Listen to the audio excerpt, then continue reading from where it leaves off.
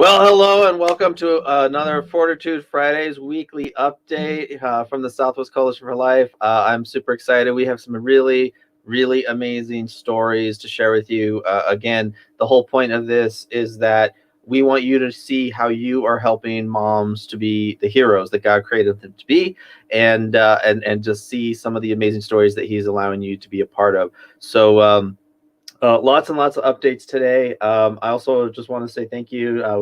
We tell everybody. I didn't have a chance to thank everybody individually for all the birthday wishes yesterday, getting them by email. I ended up kind of taking the day off at the last second. But I was really excited because we actually had an amazing story that took place yesterday, which really is the greatest birthday gift I could have ever asked for.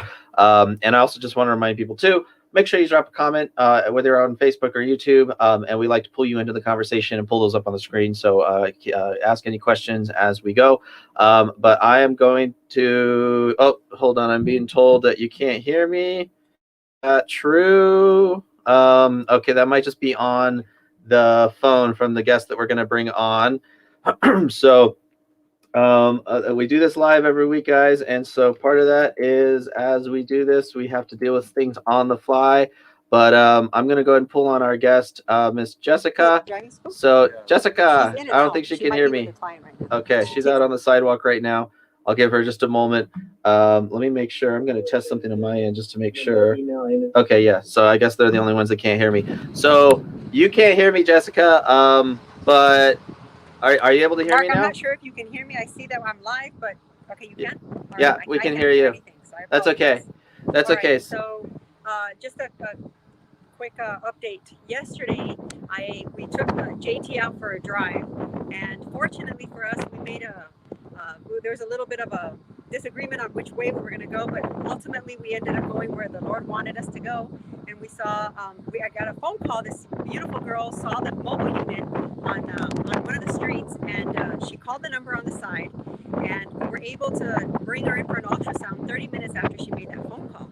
And we were so fortunate to be able to do that because she was definitely considering an abortion. And when she saw the mobile unit, she took it as a sign to call us. And so anyway, she went into the mobile unit. She had her ultrasound. And at this point, she's still pretty much decided that she's going to have an abortion. And she sees that the due date for her baby is the same as a sibling that she has. So when she sees that, she begins to cry a little, and finally she tells us that apparently this relative of hers, a sibling, was told, the mother was told that she needed to have an abortion because the sibling had a prenatal diagnosis that just did not look promising at all. Actually, they told her that this child would have absolutely no quality of life, and it would be in the best interest of the mother and the child to terminate the pregnancy. Thank God that the mother did not follow the instructions of her doctor, but rather she continued with her pregnancy, and lo and behold, the baby was born, and the baby was 100% just absolutely healthy. And the mother was so overjoyed that she had listened to her heart in accepting whatever it was that God had chosen for her. So our client is now looking at the same due date for herself, for her baby. And thank God that she understood that to be that maybe the Lord was telling her, I know that you're afraid right now, but I promise you that I will be with you if you just trust me. And thank God she did. So she got off the mobile unit asking for our prayers and was so overjoyed and so grateful to have seen us on the street driving around, because she was able to connect with us. And when she saw her baby on the ultrasound, it was the most beautiful thing. The baby was sucking his finger and almost looked like the little hand went up and waved and then went back down. So not one sign, but two signs, because I think she interpreted that as the baby was greeting her. So she was really grateful, and she chose life. And we're just so overjoyed to bring that story to you. That's so amazing. Thank you for sharing. Now, you still can't hear me, but Jessica, but can you tell us here about the Tuesdays on Tuesday? I'm going to try and see if I can read that. Okay. Can you tell us about oh, yeah, on Tuesday, we also had two amazing, we've had four this week. Monday, we had one.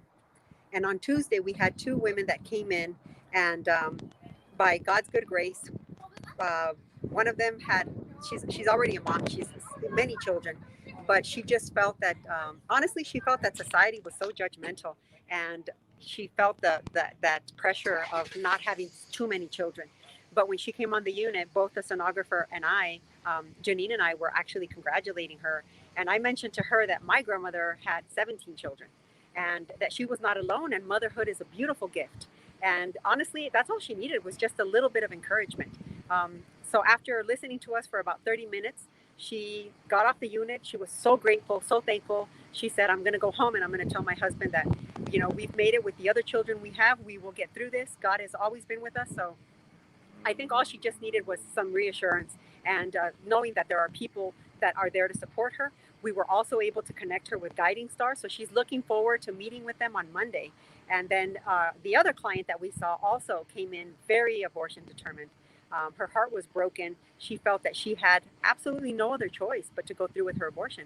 And same thing, after a good 20 minutes of talking to her, and when she saw that baby on the ultrasound, she knew that she could not go through with it. So she just asked for our prayers, and she said that she was so grateful that we were here because, and both of them had mentioned to us that they had prayed for a sign.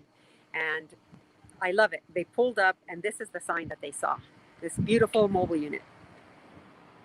So that's their sign. And when they come in the unit, they get that support that they need to, that they count on, and they're waiting for somebody to let them know that they're not alone. And I kid you not, when they hear that they're not alone and that they have, Her Care Connection, and they have pregnancy centers like Guiding Star and Pregnancy and Fatherhood Solutions and Westside Pregnancy, they're overjoyed by knowing that there's so much support out there. So thank you guys so much for everything that you do. And we just ask that you please keep us in your prayers and keep the women in your prayers.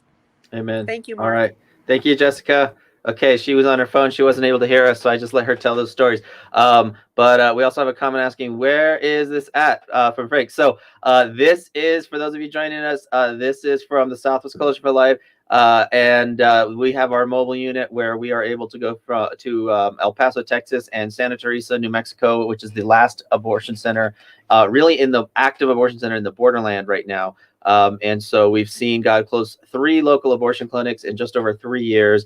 And now we are hopeful that that very soon we're going to see this entire region become abortion free with this new added tool of the mobile medical unit. So, but just to reiterate, so Jessica had a few cases.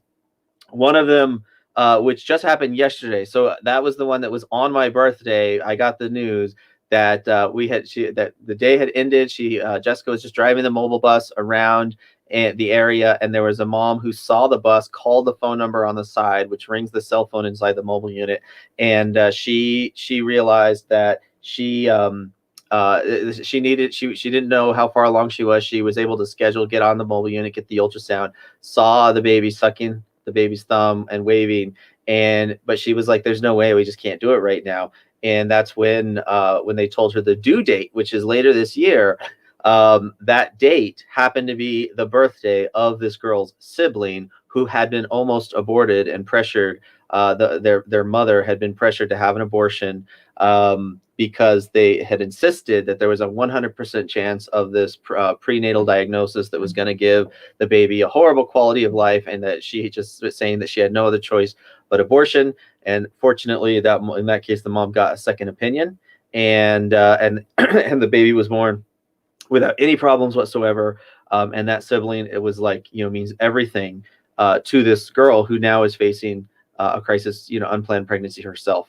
And so had that baby's due date been on any other day, she was very determined. She could have very well gone through with the abortion. But when she saw not only that baby sucking their thumb and waving, but then saw that, wow, like this is a sign that God is trying to tell me something. Why else would this baby's due date be on the same as my sibling who was almost aborted? How could I have an abortion? Just an absolutely miraculous story. And again, that happened yesterday on my birthday, coincidentally. I'm just like, how good is that? Like, I can't possibly imagine anything better than being able to share that story with you. And then again, that was just one of 4 children, 4 moms empowered to choose life just this week alone. And so in one of those other cases too, there was a mom who was coming in, and you felt she had already had multiple children, quite a few old other children. And We sometimes spare details just to help, avoid, sharing any information that might help somebody kind of be, recognized. So we don't share. But she already had multiple other children, and she felt like, her husband and she, like, they just couldn't do another one. But she'd been praying for a sign all night. And she said when she pulled up to the abortion clinic, when she saw that mobile ultrasound bus parked there, she said that was my sign. And that's all it took. We got her on, and she got all the information and knew that she was just being tempted by the world and swayed. But that's what it took for to help her out. So thank you guys for making that possible. Amazing stuff happening. One thing too that I wanted to go over, I mentioned this a couple days ago, but we saw just yesterday as well, the governor of Texas signed this heartbeat bill into law. And one thing I didn't fully understand yesterday when we talked about this a couple days ago was that that there is this provision in the law. So the way that this works is that while there is no enforceable law, enforceable punishment against an abortionist for doing an abortion after the 6 weeks, I didn't understand why that was the case. And so here explains that this is a provision that allows instead private citizens to file civil lawsuits against any abortion provider, as well as anyone who aids and abets the procedure in violation of the ban. And there are some exceptions for medical emergencies, and then it does say pregnancies that resulted from any case of rape, incest are not deemed as exceptions, which I thought that had been the case. I was wrong on that, but it does say that the amendment prevents a person, the father of the child, who impregnated an abortion patient through rape, incest, or sexual assault. It prevents them from being the ones to file a lawsuit against this measure in those cases. So now that I understand that better, this is a really, really interesting law that just passed in Texas. It's supposed to go into effect in September. People are expecting this to be challenged in the courts, so it's going to be pretty interesting.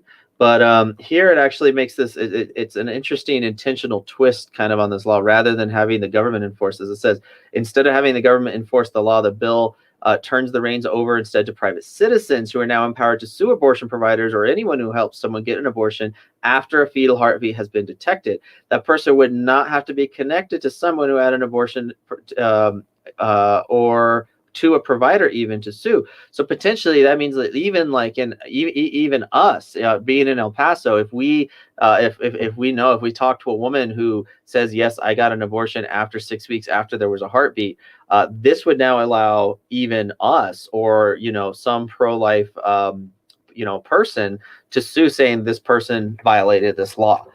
So it's kind of an interesting twist on this.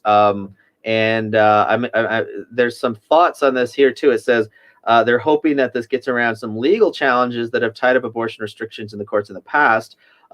Typically, abortion providers sue the state to stop a restrictive abortion law from taking effect. But because there's no state officials enforcing this, there's no one to sue. That is the thought behind this anyway. So it's kind of a unique and clever law. They're thinking because, like Planned Parenthood, for instance, normally they go after the state attorneys and they sue with other pro-life laws in the past that sometimes then get overturned. But they're saying now they can't do that because the attorney general has no role in enforcing the statute. They just have to sit and wait then for a private citizen to sue them for violating this law. So really interesting. Again, divided people are divided on this strategy, but it hasn't been done before. So really only time is going to say.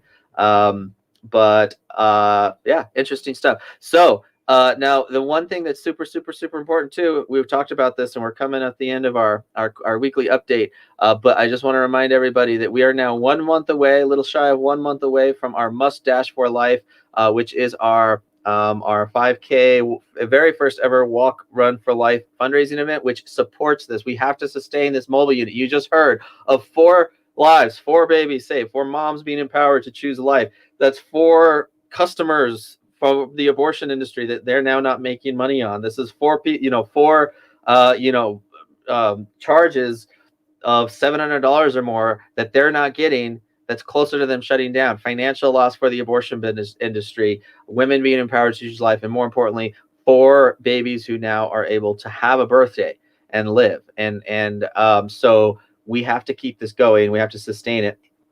And we've, our funds from our last banquets and last events, we kind of we have these events. It kind of fills up our tank, and then we're, that's keeping us going through the next 6 months or so. So we're coming down to where we need to have this campaign to fill this back up. So go to must-for-life.com. This is a run walk for life event. We've never did this. This is Father's Day weekend. There's a chance to honor and empower the men in this talk is too, who often are told they don't have any say in this. So we're going to do this on Father's Day weekend.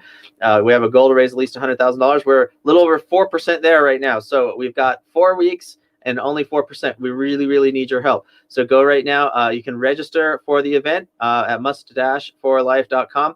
And if you didn't pick up the pun, right, but must-for-life.com. There's 3 ways to help. You can either be a sponsor for the event by sponsoring the event starting at $250, $500, $1,000 or more, and we get to add your logo to the t-shirts. This is a really great opportunity for businesses to show their support for helping moms and couples facing unexpected pregnancies by providing them free medical care.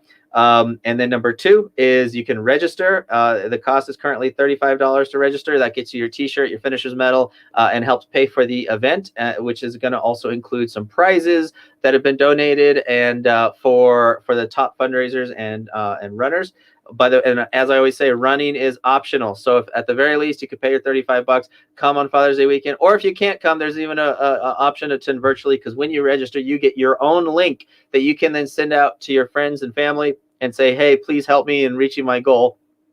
Set your own fundraising goal. If you want to raise $200, $500, $1,000, whatever, and set your fundraising goal. Share that link out. You can create a team or join an existing team and have a collective team goal. Say your team wants to raise $2,500 or something for your church or your youth group or something like that. And then share that link out. Get people to support you towards your goal. Donate towards your cause.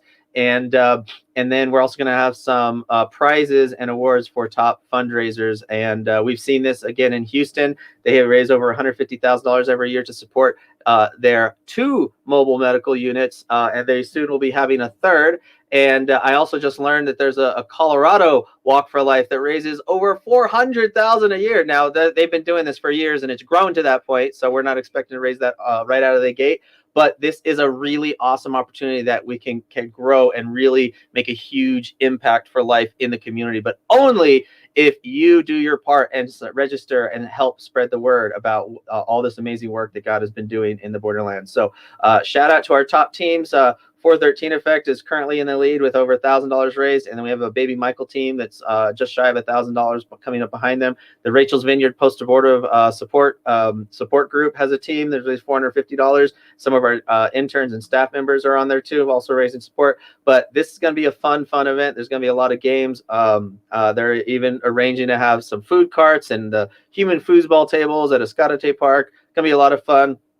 You can see our sponsors on there. Any questions you have, go here. You can also click on the instructions tab, and there are little short videos that walk you through every step of the process on how to set up your link and things like that. Super easy to, again, $35. There's an option for youth and for kids too. We're going to have some kids events, including the kids sprint, the tot trot, and the diaper dash. And this is pretty fun. You can see here a picture of what this looks like, where we're going to have even a little race for the babies that crawl and have some fun baby parent prizes. So it's going to be just a really fun community event. I know I'm excited to get out to the parks now that everything is open again in El Paso, and we invite everybody else to come down and have a lot of fun.